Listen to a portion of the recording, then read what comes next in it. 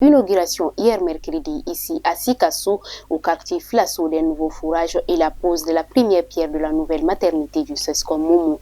L'initiative est de l'ONG MZC à travers son projet Saba. C'était en présence des autorités administratives coutumières et plusieurs responsables du service sanitaire. Zangawatara Infamara Traoré pour le reportage.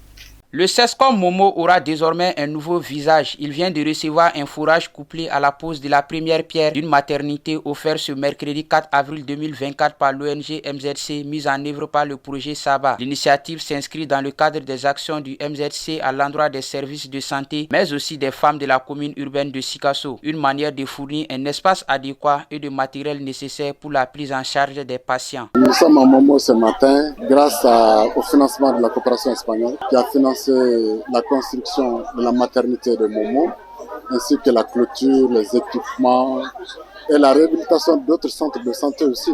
Vraiment, ce sont les responsables de la surveillance, de la gestion, de la protection et du renouvellement de tous ces équipements que nous allons mettre en place. Ils doivent être organisés, nous allons les aider à s'organiser, nous allons les aider à se former, nous allons les aider à organiser la gestion du matériel, des infrastructures, des médicaments et aussi à mettre en place le comité des femmes utilisatrices des services de santé.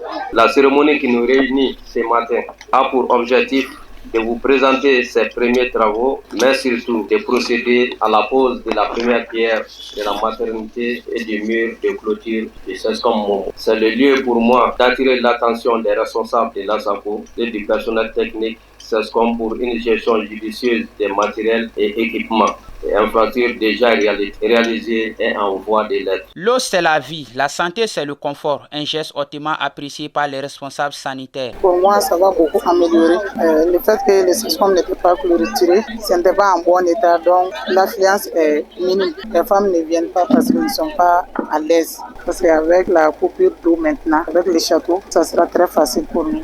Les femmes viennent accoucher, elles amènent les habits à la maison pour les laver. Avec les châteaux d'eau maintenant, ils vont laver là ici.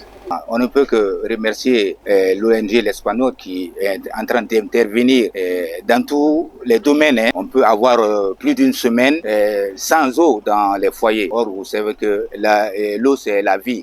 Sans eau, il n'y a pas de vie. Vraiment, donc, ce château vient à point nommé résoudre un peu le problème d'eau dans le SESCOM et dans le quartier en entier. Contribuant au développement de la commune, l'amélioration des conditions de travail des travailleurs, la prise en charge des malades sont des préoccupations majeures auxquelles va contribuer l'ONG MZC, une initiative saluée par les autorités régionales. Vous savez, je suis tellement ému que je ne sais pas par quel où commencer.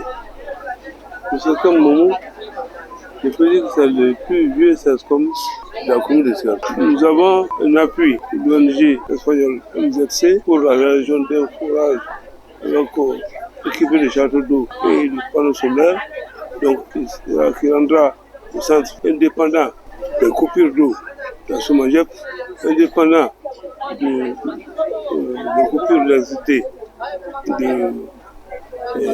du DEM. C'est vraiment salutaire. Pour rappel, le projet dure 2 ans avec un coût global de 314 millions de francs CFA financé par la coopération espagnole. Notons que l'ONG MZC intervient dans beaucoup de localités à travers le pays.